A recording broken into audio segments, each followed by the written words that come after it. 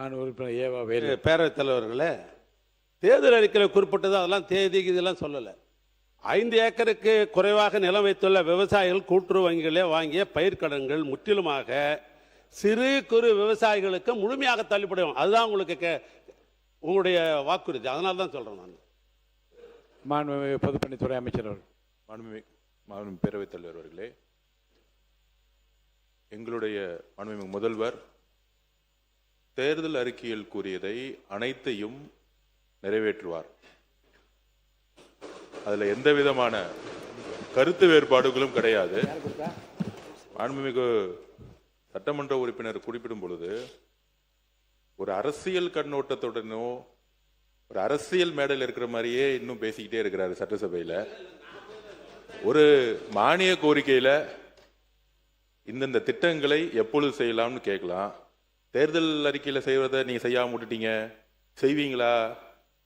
அந்த மாதிரி கருத்தைகள் வரும் பொழுது 200 தொகுதியிலும் வெல்வோம் சொல்ல திமுக விவசாய கடனை பத்தி பேசவே இல்லை, நாங்களும் சொல்ல முடியும். ஆனால் இந்த அவையை பொறுத்த வரைக்கும் விவாதங்கள் மானிய கோரிக்கை ஒட்டி அவர் பதிவு பண்ணிட்டாரு. தேங்காய் விவசாயிகளை பத்தி பதிவு பண்ணாரு. ஒவ்வொரு திட்டங்களும் 3 மாசம் தான் வந்திருக்கும். இப்ப வரைக்கும் 75,000 ரூபாய் வரைக்கும் கடன் தள்ளுபடி பண்ணியிருந்தாங்க. மாண்புமிகு முதலமைச்சர் நேற்று 1 லட்சம் ரூபாய் வரைக்கும் தேர்தலுடைய விவசாய கடனை தள்ளுபடி பண்ணான்னு ஒரு மாபெரும் அறிவிப்பை நேற்று அனௌன்ஸ் பண்ணியிருந்தாங்க. விவசாய சங்கங்கள் கோரிக்கை கொடுக்கும் பொழுது அவங்க சொன்னது 75,000 1 லட்சம் ரூபாய் வரைக்கும் மேல கொண்டு போய், முன்னாடி 35,000 இருந்துச்சு, அதை 75,000 ரூபாய் மாத்த, 1 லட்சம் ரூபாய் வரைக்கும் கடன் வாங்கினவங்க 75,000 ரூபாய் மாத்த சொல்லி 40,000 ரூபாயை நேற்று இன்க்ரீஸ் பண்ணி கொடுத்திருக்காங்க. படிப்படியாக எங்களுடைய தேர்தல் அறிக்கைகளை தேங்காய் விவசாயிகள் உட்பட எல்லா விதமான படிப்படியாக நாங்கள் நிறைவேற்றுவோம் என்கிறதை பதிவு செய்கிறோம்.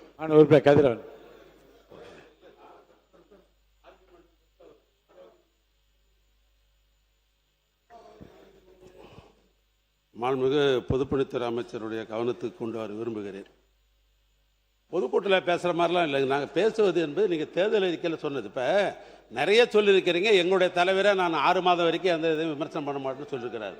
சிலவைகளுக்கு நாளாகும், அது இல்லைன்னு மறுக்கல. விவசாய கடன்றது எப்பொழுதுமே வந்த உடனே தள்ளுறதா விவசாய கடன். இதுக்கு நாட்கள்லாம் கிடையாது. நான் என்ன கேட்டேன், 3 முறை நீங்கள் ஏற்கனவே சொல்லியிருக்கிறீங்க. 4வது முறை இது முழுமையாக தள்ளுபடி செய்வதற்கு ஏதாவது ஆலோசனை வைத்திருக்கிறீங்களா, அறிவிக்க போறீங்களா? அந்த விவசாயிகள்லாம் கேட்குறாங்க. அவங்களுக்கு எப்படி நாங்கள் மக்கள் பிரதியாக என்ன பதில் சொல்றது? இப்போ நாங்கள் அசம்பிளி முடிச்சுட்டு போன உடனே கேட்பாங்க, எங்க சட்டசபையில் கேள்வி கேட்டீங்களா, முழுசும் தள்ள போறாங்களா, இல்லை இவ்வளோ ஒரு சொசைட்டிலையும் 200 பேர் 300 பேர் தள்ளுபடி இல்லாத இருக்குது அப்படின்னு சொல்லுமா? நாங்கள் பதில் சொல்லணுமா இல்லையா? இதில் எங்க அரசியல் இருக்கிறது? அரசியல்லாம் இல்லை. இது கூட்டுறவு கடன் வந்த உடனே தள்ளுறதான் கூட்டுறவு கடன்.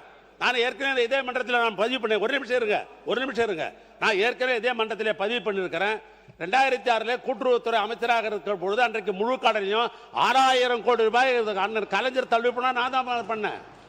சென்ற முறை ஆட்சிக்கு வருகிற பொழுது நம்முடைய முதலமைச்சராக இருந்த அண்ணன் மு.க. ஸ்டாலின் விவசாயிகளுக்காக கடன் பட்டிருக்கிற அத்தனையும் தள்ளுபடி செய்ய சொன்னார். எல்லாத்தையும் தள்ளுபடி பண்ணார். இப்ப நான் கேட்கறது, நீங்க சொல்லியிருக்கிறீங்களே 5 ஏக்கராக்கு உட்பட்டது பூரா முழுமையாக தள்ளுபடி செய்யப்படும், 5 ஏக்கராக்கு மேல இருக்கிற விவசாயிகளுக்கு பாதின்னு சொல்லிருக்கீங்க. அது உண்டா இல்லைன்றதான் என்னோட கேள்வி.